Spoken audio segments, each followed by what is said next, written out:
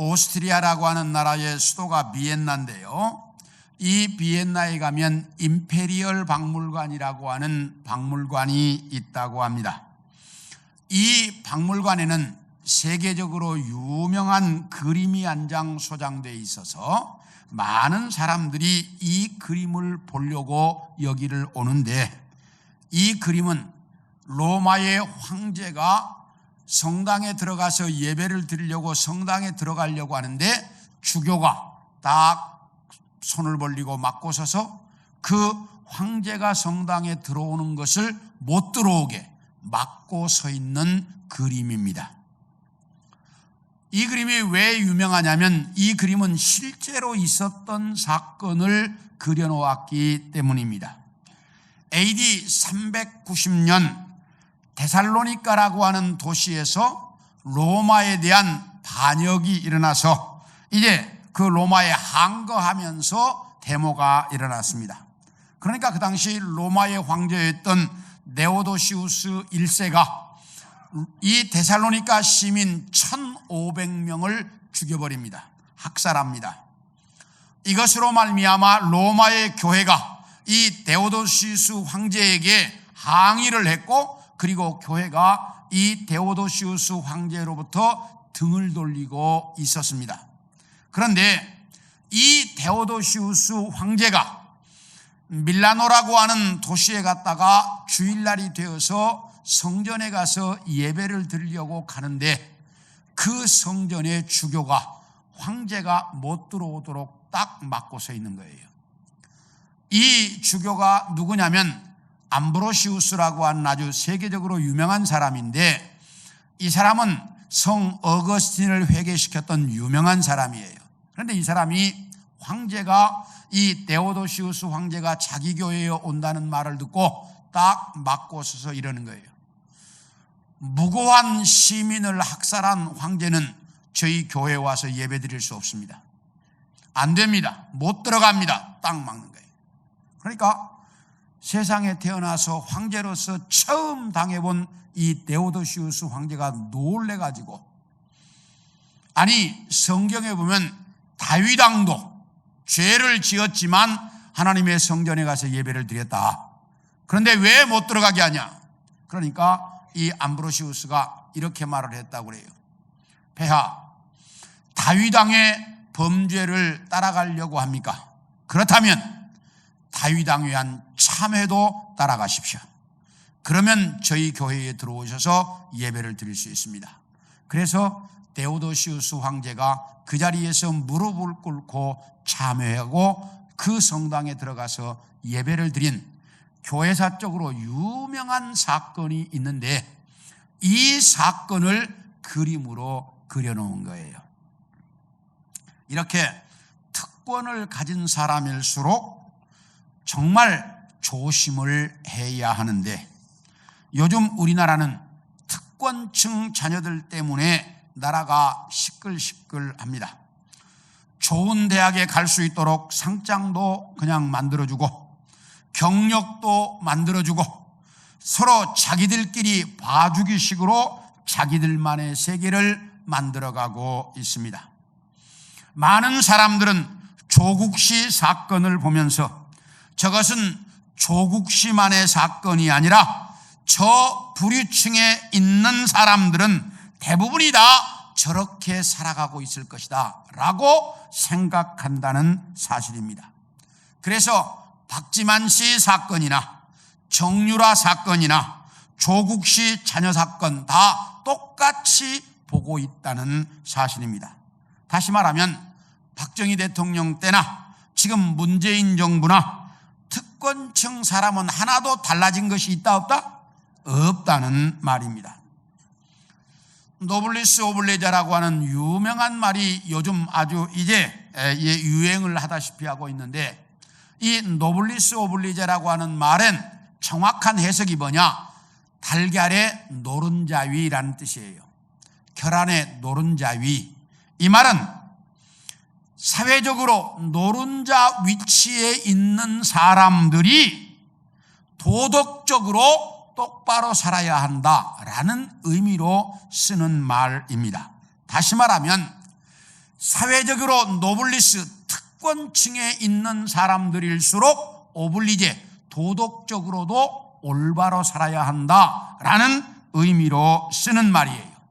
예를 들면 영국과 아르헨티나가 전쟁이 벌어졌습니다. 그러니까 영국의 왕자인 앤드류가 이제 이렇게 헬기 조종사로 전쟁에 참전을 했습니다.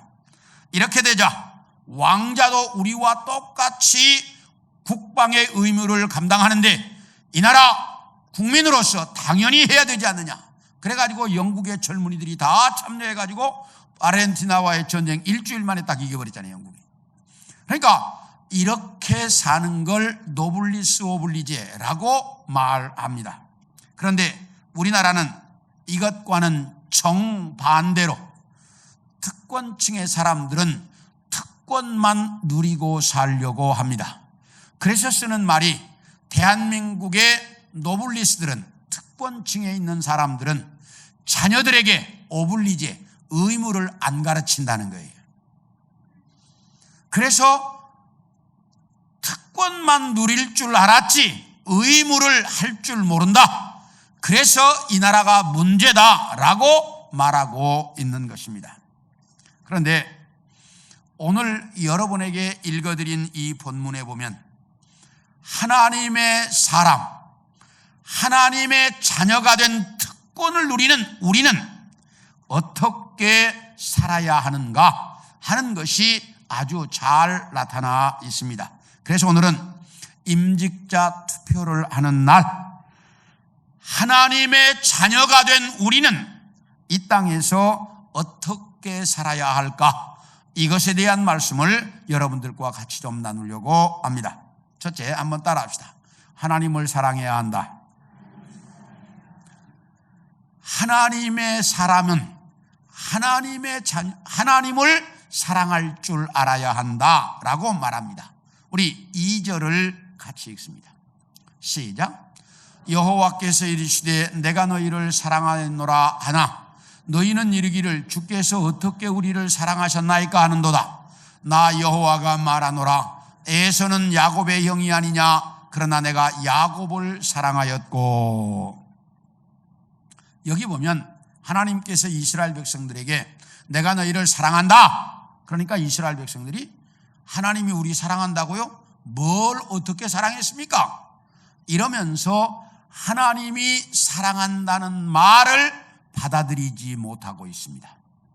그런데 이 말을 자세히 보면 참 재미있어요. 왜냐하면 내가 만약에 우리 이승관 장로님을 사랑한다 그러려면 뭐 앞에 뭔 설명이 좀 있거나 뭔 사건이 있어서 이래서 내가 당신을 사랑합니다. 이래야 사람들이 뭐예요? 이해가 되죠. 근데 아무런 앞에 한 말도 없고 갑자기 뜬금없이 내가 당신을 사랑합니다. 그러면 사람들이 뭐라고 그러겠어요? 저 사람 정신 나갔나? 이럴 거 아니겠어요? 왜 갑자기 저 말을 하지? 이럴 거 아니에요. 그런데 여기 그렇게 말을 하고 있어요. 하나님이 갑자기 이스라엘 백성들에게 아무 설명도 없이 내가 너희를 사랑한다 그러는 거예요.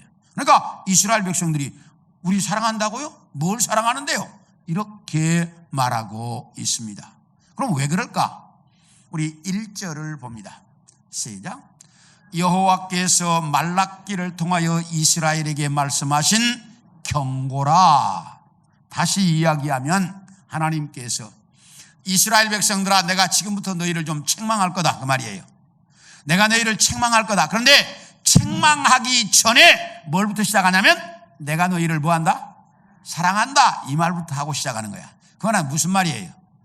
지금부터 내가 너희를 책망하지만 이 책망은 뭐하기 때문에 하는 거다? 사랑하기 때문에 하는 거다. 이런 의미예요. 지금 내가 지금부터 너희를 책망할 건데 이 책망은 내가 너희를 사랑하기 때문에 하는 책망이다. 그런데 이 말을 들은 이스라엘 백성들이 뭐라고 말하냐?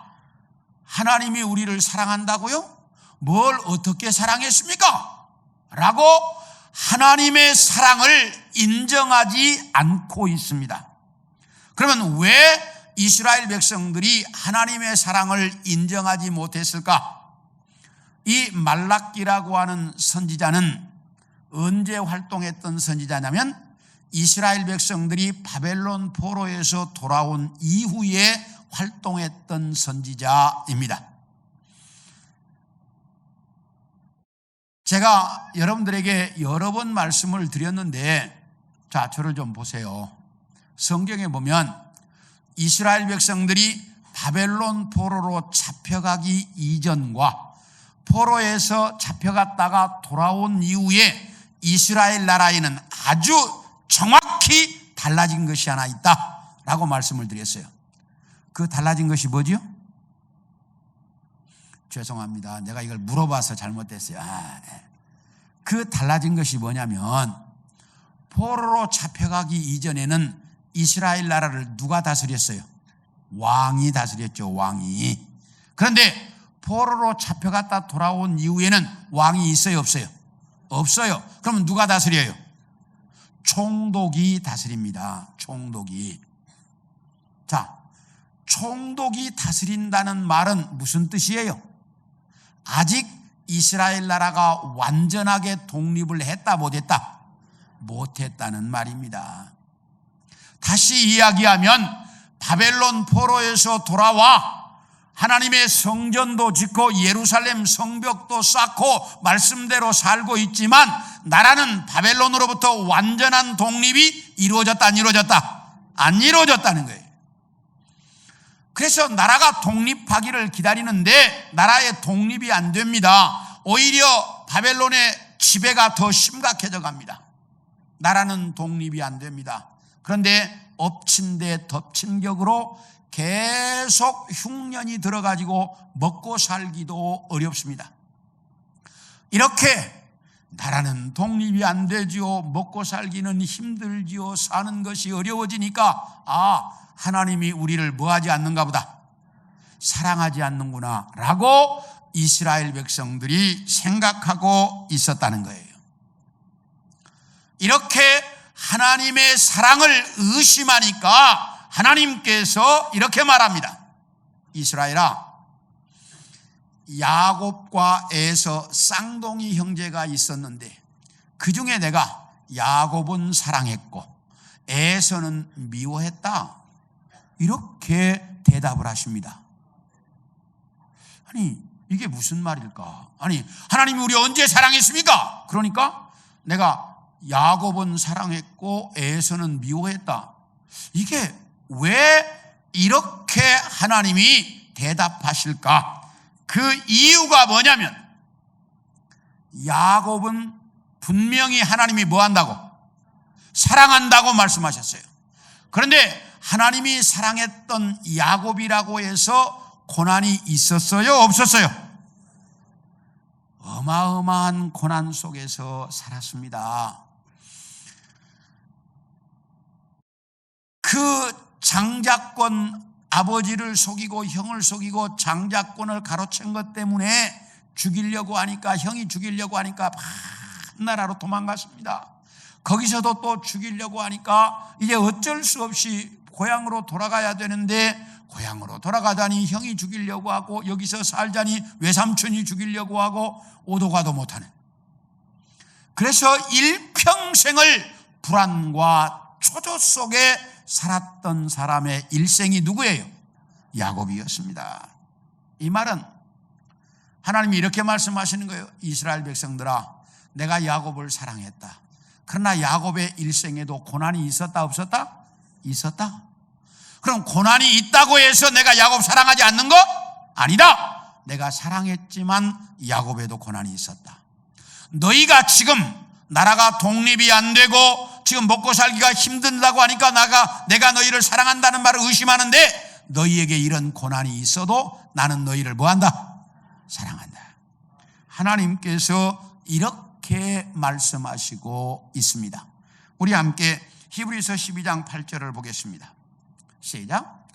어찌 아버지가 징계하지 않는 아들이 있으리요? 징계는 다 받는 것이거늘 너희에게 없으면 사생자요 친아들이 아니니라.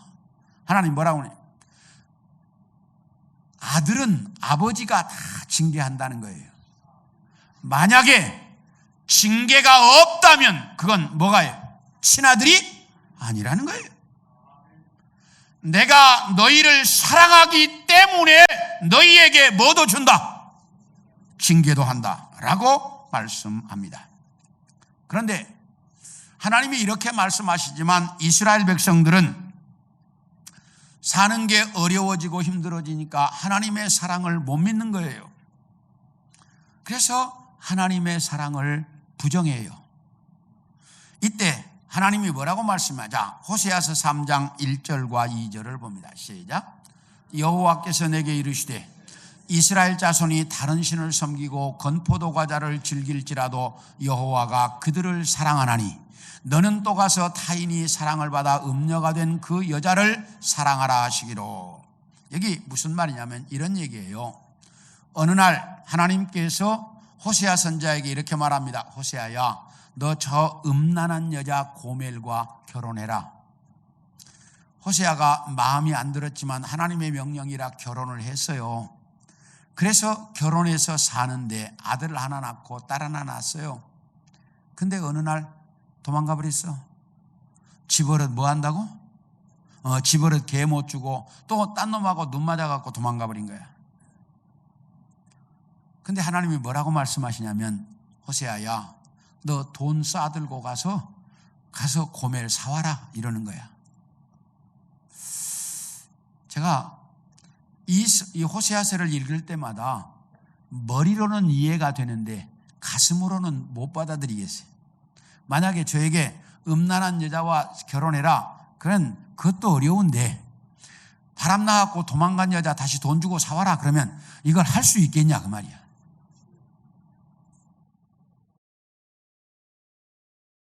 이게 이해가 안 되는 거예요. 그런데 하나님께서 뭐라고 이야기하냐? 이것은 내가 너희를 사랑하는데 너희가 나를 배반하고 우상을 섬김으로 영적으로 간음을 했다.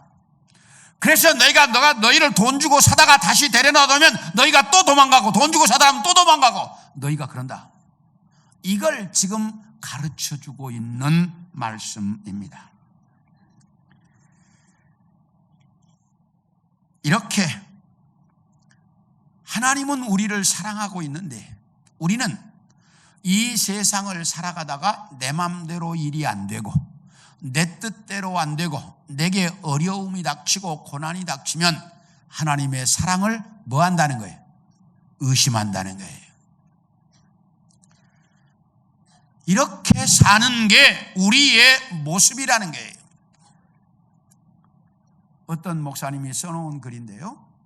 어떤 목사님이 동네 신방을 하다가 교회 그 참 열심히 다니는 여집사를 만났습니다. 그래가지고 인사를 하려고 하니까 이 여집사가 쌩 하고 돌아서 가버리는 거예요. 목사님이 무안해졌습니다. 아니 저 여자가 왜 저럴까? 저 여집사가 왜 저럴까? 혹시 나한테 무슨 서운한 일이 있는 건 아닌가?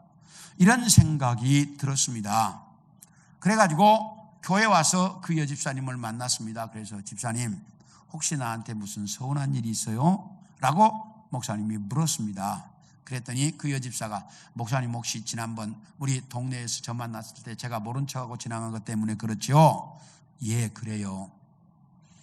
목사님 사실은 우리 남편이 심한 의천증을 가지고 있습니다. 그래서 동네 남자들이 인사만 해도 집에 가면 저는 엄청 두들겨 맞습니다. 그때 만약에 목사님께 제가 인사했다면 저는 이 교회 못 나옵니다. 그래서 목사님을 모른 척하고 지나갔으니 이해해 주십시오. 제가 그 글을 읽으면서 동네 가다가 혹시 저한테 인사 안 해도 내가 이해해야 되겠다 그런 생각.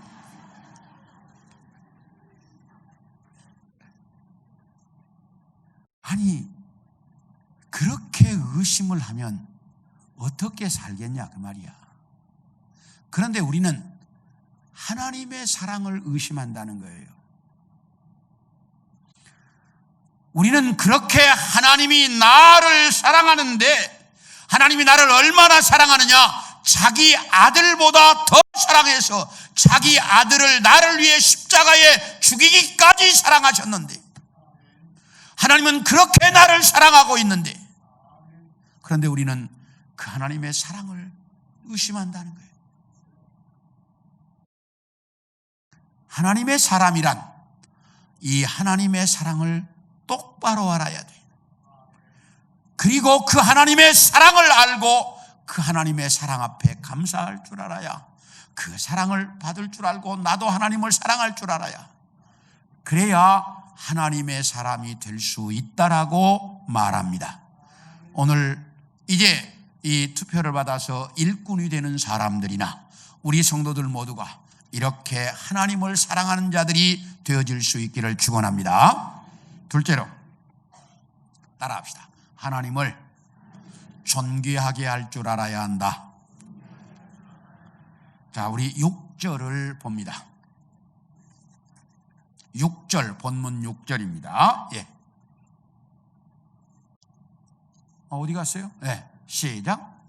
내 이름을 멸시하는 제사장들아, 나 만군의 여호와가 너희에게 이르기를, 아들은 그 아버지를, 종은 그 주인을 공경하나니 내가 아버지일진데 나를 공경함이 어디 있느냐, 내가 주인일진데 나를 두려움이 어디 있느냐 하나, 너희는 이르기를 우리가 어떻게 주의 이름을 멸시하였나이까 하는도다. 여기 무슨 말이냐면 이런 말이에요. 하나님께서 자식은 그 아버지를, 종은 그 주인을 공경하는 것이 인간의 가장 기본적인 도리다. 그런데 너희는 나를 아버지라고 말하면서 왜 인간의 기본적인 도리를 안 하느냐? 이렇게 하나님께서 이스라엘 백성들에게 말했더니, 이스라엘 백성들이 우리가 언제 하나님 공경 안 했습니까? 언제 하나님의 이름을 멸시했습니까? 이러면서 하나님께 반문하고 있습니다. 그렇다면 하나님께서 왜 이스라엘 백성들에게 이렇게 자기를 공경하지 않는다고 말씀하셨을까? 우리 8절을 봅니다. 시작. 만군의 여호와가 이르노라, 너희가 눈먼 희생제물을 바치는 것이 어찌 악하지 아니하며 저는 것 병든 것을 드리는 것이 어찌 악하지 아니하냐? 이제 그것을 너희 총독에게 드려보라. 그가 너희를 기뻐하겠으며 너희를 받아주겠느냐? 자, 여기 뭐라고 말하는 거니? 이스라엘 백성들이 하나님 앞에 제사를 드리는데 좋은 것은 아까우니까 다 빼놓고 눈먼 것, 저는 것, 병든 것으로 제사를 드렸다, 이렇게 말씀합니다. 그런데 제사를 드릴 때 어떤 것으로 제사를 드려야 할까? 레위기 22장 21절 22절을 보면 시작. 만일 누구든지 서원한 것을 갚으려 하든지 자유로 예물을 드리려 하여 소나 양으로 화목제물을 여호와께 드리는 자는 기쁘게 받으심이 되도록 아무 흠이 없는 온전한 것으로 할지니, 너희는 눈먼 것이나 상한 것이나 지체에 배임을 당한 것이나 종기 있는 것이나 습진 있는 것이나 비누 먹은 것을 여호와께 드리지 말며 이런 것들은 제단 위에 화목제물로 여호와께 드리지 말아라. 여기 뭐라고 말하냐? 하나님께 제사를 드릴 때는 아무 흠이 없는 온전한 것으로 제사를 드리고, 눈먼 것이나 상한 것이나 몸에 상처난 것이나 종기 있는 것이나 습진이 있는 것이나 비루 먹은 것, 피부병 걸린 것으로는 제물을 드리지 말아라, 이렇게 말씀하셨어요. 그런데 이스라엘 백성들이 어떤 것으로 제사를 드렸는가? 13절을 봅니다. 시작. 만군의 여호와가 이르노라, 너희가 또 말하기를 이 일이 얼마나 번거로운고 하며 코웃음치고 훔친 물건과 저는 것 병든 것을 가져왔느니라. 너희가 이같이 봉헌물을 가져오니 내가 그것을 너희 손에서 받겠느냐? 이는 여호와의 말이니라. 여기 하나님이 이렇게 말씀하셨어요. 너희가 눈먼 것, 병든 것, 저는 것을 내게 가져와서 내 제단을 더럽혔다. 그러니까 이스라엘 백성들이 콧웃음을 치면서 하나님을 비웃으면서 말하기를 훔친 것, 저는 것, 병든 것으로 제사를 드렸다, 이렇게 말씀합니다. 어떤 교회 집사들 몇 사람이 명절날 모여가지고 고스톱판이 벌어졌습니다. 그래가지고 한 집사가 돈을 좀 땄습니다. 한 집사가 돈을 잃었습니다. 그러니까 잃은 집사가 딴 집사를 향해서 말하기를 아무개 집사, 다음 주일날 11조 꼭 해라, 이래. 자, 고스톱 쳐서 딴 돈으로 11조를 드리면 하나님이 그 11조를 받으시겠습니까? 대답을 안 하네. 그런 것으로 11조를 드리면 하나님이 받으시겠냐, 그 말이야. 그런데 이스라엘 백성들은 이보다 더했다, 이 말이에요. 왜? 남의 것을 훔쳐다가 도둑질에다가 그것으로 제사를 드렸다, 그 말이야.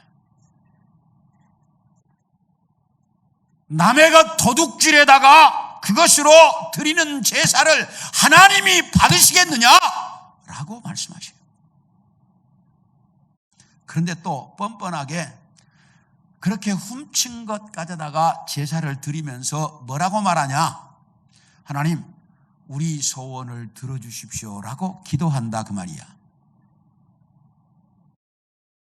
얼마나 양심이 화인 맞았는가를 볼 수 있는데, 하나님께서 너희가 그런 제물로 제사 드리면서 나에게 도와달라고 기도하는데 내가 그 기도 들어주겠냐? 이렇게 말씀하십니다. 그러면서 하나님이 이렇게 말씀합니다. 8절 마지막 부분 봅니다. 시작. 이제 그것을 너희 총독에게 드려봐라. 그가 너를 기뻐하겠으며 너를 받아주겠느냐? 다시 말하면, 야, 그 눈먼 것, 병든 것, 저는 것, 피부병 들린 것 가져다가 너희 총독한테 한번 갖다 줘봐라. 총독이 그것 받고 좋다고 네 소원 들어주겠냐? 세상의 권력자들에게도 줄 때는 어떤 것으로? 좋은 것으로 주는 게 상식인데, 너희가 어떻게 나에게, 여호와에게 이 제물을 가져오면서 그런 걸 가져다가 제사를 드리고 있느냐? 그러면서도 뻔뻔하게 나에게 도와달라고 해? 내가 그 기도를 들어주겠냐? 너희는 그렇게 나를 멸시하고 있다 라고 하나님께서 말씀하셨어요. 자, 그뿐만이 아니에요. 하나님이 이렇게 되니까 뭐라고 말씀하시느냐? 우리 10절을 보겠습니다. 시작. 만군의 여호와가 이르노라. 너희가 내 제단 위에 헛되이 불사르지 못하게 하기 위하여 너희 중에 성전문을 닫을 자가 있었으면 좋겠도다. 내가 너희를 기뻐하지 아니하며 너희가 손으로 드리는 것을 받지도 아니하리라. 하나님이 뭐라고 말씀하시는 거니? 야, 그렇게 내가 받지도 않고 좋아하지도 않는 제사를 드리려면 차라리 성전 문을 닫아버리라. 성전을 없애버리라. 이렇게 하나님께서 말씀하시고 있다, 이 말이에요. 하나님이 얼마나 실망하셨으면 이렇게 말씀하셨을까? 출애굽기 40장 34, 35절을 봅니다. 시작. 구름이 회막에 덮이고 여호와의 영광이 성막에 충만하며 모세가 회막에 들어갈 수 없었으니 이는 구름이 회막 위에 덮이고 여호와의 영광이 성막에 충만함이었다. 이건 모세가 장막성전을 완성하고 봉헌식을 할 때예요. 장막성전을 이제 봉헌식할 때 구름이 성막에 꽉 차서 모세가 성막에 들어갈 수가 없었어요. 하나님의 영광이 그 성막에 임했기 때문이에요.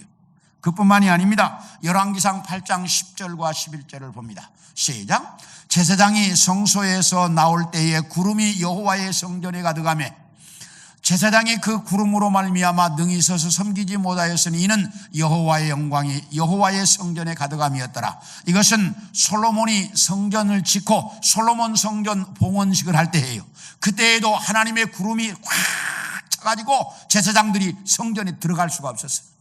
이게 성전이야. 하나님이 계시는 곳, 하나님의 임재. 그래서 이스라엘 백성들의 소망이요 꿈이 이 성전이었어요. 그런데 이 성전 문을 닫아버리라 라고 하나님이 말씀하셔요. 이 말이 무슨 의미냐? 이 말이 무슨 의미냐? 나 너희하고 너희 보고 싶지 않다. 그러니 이제 너희하고 나하고 관계 끊자, 그 말이야. 하나님이 얼마나 실망하셨으면 이스라엘 백성들에게 이제 나 너희하고 관계 끊자 이렇게 말씀하셨을까? 그래서 그로부터 400년 동안 이스라엘 나라에 선지자가 나타나지 않고 하나님의 계시가 사라져버렸어요. 그게 신약과 구약의 중간사 시대예요. 말라기 선지자 이후에 400년 동안 하나님의 계시가 사라져버렸어요.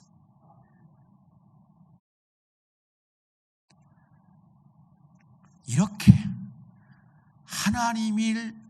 하나님을 실망시키고 하나님을 기쁘게 할 줄 모르고 하나님을 이렇게 정말 고통스럽게 만드는 사람은 이건 하나님의 사람이 아니라는 거예요.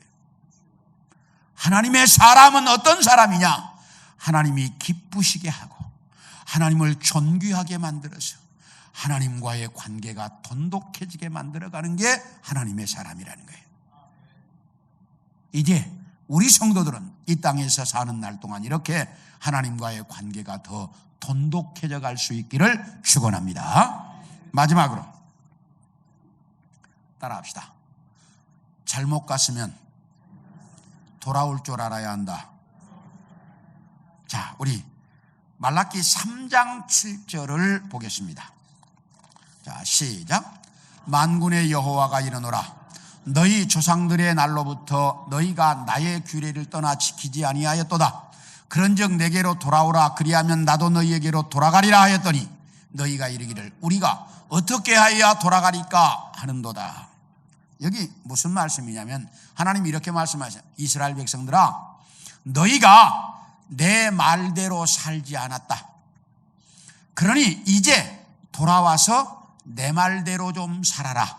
하나님이 이렇게 말씀하셨어요. 그러니까 이스라엘 백성들이 뭐라고 말하냐면 우리가 언제 하나님 말씀대로 안 살았습니까? 이렇게 반문하고 있다 이 말이에요. 우리가 언제 하나님 말씀대로 안 살았습니까? 그러니까 하나님께서 두 가지를 딱 지적하고 있어요. 두 가지를. 자, 그 첫 번째가 3장 8절부터 9절을 봅니다. 시작. 사람이 어찌 하나님의 것을 도둑질하겠느냐? 그러나 너희는 나의 것을 도둑질하고도 말하기를 우리가 어떻게 주의 것을 도둑질하였나이까 하는도다. 이는 곧 11조와 봉헌물이라. 9절. 너희 곧 온 나라가 나의 것을 도둑질하였으므로 너희가 저주를 받았느니라. 하나님이 뭐라고 말씀하시는 거니? 너희가 내 것을 도둑질했다. 하나님 그러니 너희가 내 것을 도둑질했다. 뭘로? 11조를 드리지 않아서 내 것을 도둑질했다. 그래서 너희가 저주를 받아 지금 이렇게 어렵게 살고 있고 경제적으로 힘들게 살고 있다라고 하나님이 말씀하시는 거예요. 이 말을 여러분들이 잘 들으셔야 돼요. 11조는 누구의 것? 그게요. 11조는 누구의 것? 우리가 착각할 때가 있어요. 11조는 내가 벌었으니까 내 것이라는 착각을 하는데 성경은 정확히 말해요. 11조는 하나님의 것이에요. 이 사실을 정확하게 알아야 돼. 그리고 그 11조를 하나님께 드리지 않는 것은 뭐 하는 것이다? 도둑질하는 것이다. 누구의 것을? 하나님의 것을 도둑질하는 것이다. 이렇게 말씀합니다. 그러면서 너희가 이 11조를 도둑질하기 때문에 너희에게 저주를 받았다. 너희가 그렇게 하나님께서 정확하게 설명하고 있어요. 우리가 이 말을 잘 들으셔야 돼요. 자, 그래서 3장 10절입니다. 10절 보겠습니다. 시작. 만군의 여호와가 이르노라. 너희의 온전한 11조를 창고에 들여 나의 집에 양식이 있게 하고 그것으로 나를 시험하여 내가 하늘 문을 열고 너희에게 복을 쌓을 것이 없도록 붓지 아니하나 보라. 이 11조를 온전하게 들여서 내가 너희에게 복을 주는지 안 주는지 나를 한번 시험해봐라. 하나님이 이렇게 말씀합니다. 성경 어디에도 하나님을 시험해보라는 말은 딱 한 군데 나오는데 여기에요. 그래서 내가 너희에게 복을 주는지 안 주는지 시험해봐라, 이렇게 말씀하십니다. 하나님이 이스라엘 백성들이 그러는 거예요. 너희가 11조 생활을 하지 아니함으로 내 것을 도둑질했다. 그래서 너희가 저주를 받아 어렵게 살고 있으니 이 11조 생활을 하는 자들로 돌아와라. 11조 생활을 하지 않는 곳에서 11조 생활하는 자들로 돌아와라, 이렇게 하나님이 말씀하시고 있다 그 말이에요. 우리도 이 땅에 살면서 이걸 정확하게 듣고 여러분의 삶에서 11조 생활을 못했다면 11조 생활하는 자로 돌아올 수 있기를 원합니다. 하나님이 그렇게 말씀하셔요. 자, 이렇게 11조 생활하는 것으로 돌아와라. 두 번째 13절을 봅니다. 13절입니다. 시작. 여호와가 이르노라. 너희가 완악한 말로 나를 대적하고도 이르기를 우리가 무슨 말로 두를 대적하였나이까 아는도다. 이스라엘 백성들이 하나님을 비난하고 비방해요. 그러니까 하나님께서 너희가 그런 나쁜 말로 나를 이제 대적했다. 그러니까 우리가 언제 하나님을 비방했습니까? 이스라엘 백성들이 이렇게 말한다 이 말이에요. 그러니까 14절을 봅니다. 시작. 이는 너희가 말하기를 하나님을 섬기는 것이 헛되니 만군의 여호와 앞에서 그 명령을 지키며 슬프게 행하는 것이 무엇이 유익하리요? 이 말이 무슨 말이냐면 이런 얘기예요. 야, 교회 다닌다고 해서 갑자기 하늘에서 돈이 뚝 떨어지는 것도 아니고, 교회 다닌다고 해서 아들이 공부 안 해도 대학 합격하는 것도 아니고, 내가 건강 이렇게 병 안 걸리는 것도 아니고, 교회 다녀도 다 병도 들고 대학도 떨어지고 또 사업이 실패도 하고 아무것도 안 되는 것도 많은데 왜 돈 갖다 바치면서 교회 가냐? 교회 다닐 이유가 뭐냐? 이렇게 말하고 있다 그 말이야. 지금 이스라엘 백성들이 그러는 거예요. 너희가 그렇게 말해서 나를 대적했다. 하나님이 이렇게 말씀하시는 거예요. 그러면서 또 하나 15절을 봅니다. 시작. 지금 우리는 교만한 자가 복되다 하며 악을 행하는 자가 번성하며 하나님을 시험하는 자가 화를 면한다 하노라 하니라. 뭐라고 말하는 거니? 아니, 악한 놈들이 더 잘 되던데, 하나님 안 믿고 악하게 사는 놈들이 더 떵떵거리고 잘 사는데 왜 교회 하나님 믿을 이유가 뭡니까? 이스라엘 백성들이 이랬다 이 말이야. 우리들이 하는 말하고 똑같지 않아요? 그렇죠? 예수 안 믿는 놈들이 더 잘 되고 더 잘 살고 더 출세하고 더 잘 나가던데 예수 믿을 이유가 뭐냐? 이렇게 말한다. 이게 이미 말라기에 다 나온 얘기예요, 이가. 그런데 여러분, 하나님을 믿는 것은 내가 이 땅에서 조금 잘못되고 내가 정말 고통을 당하고 어려움을 당하고 경제적으로 어려움이 와도 그 속에서 하나님께 감사하고 그 속에서 하나님을 찬양할 줄 아는 사람이 하나님의 사람이라는 거예요. 성경은 분명히 이야기합니다. 네 입에서 나오는 말대로 너에게 축복하겠다. 내가 그런 고난과 어려움을 당할 때 그때 내 입으로 감사하고 하나님의 사랑한다고 하고 하나님의 은혜를 구하면 네 입에서 나온 대로 내가 축복해 주겠다는 거예요. 그런데 그렇게 한다고 하나님을 비방하고 저주하고 예수 믿어도 달라진 거 없는데 교회 왜 다녀? 이렇게 말하고 불평하고 불만하면 그 불만하는 대로 해주겠다는 거예요. 그러면서 하나님께서 이렇게 너희가 그 불평하고 불만하고 하나님을 비방하는 데서 돌아와라. 거기서 돌아와라. 그래서 하나님을 찬양하고 하나님께 경배하고 하나님께 영광을 돌리고 하나님을 사랑할 수 있는 것으로 돌아오라. 이렇게 하나님께서 말씀하고 있습니다. 사랑하는 성도 여러분, 혹시 여러분 중에서 교회에 대한, 하나님에 대한, 믿음에 대한 불평과 불만이 일어났다면 돌아올 수 있기를 원합니다. 여러분의 입으로 찬양하고 여러분의 입으로 감사하고 여러분의 입으로 하나님의 영광을 드러낼 수 있어야 그대로 하나님은 축복하실 것입니다. 그 하나님의 축복을 이 땅에서 누리고 살아가는 우리 성도들이 되기를 축원합니다. 이렇게 하나님은 분명히 말씀하셨어요. 하나님의 사람은 하나님을 사랑하고 하나님을 존귀하게 여기고 그리고 잘못 가면 돌아올 줄 알아야 이게 하나님의 사람이다. 이 하나님의 말씀을 정확하게 듣고 그 말씀대로 살아서 하나님의 사람답게 사는 우리 성도들이 되기를 축원합니다.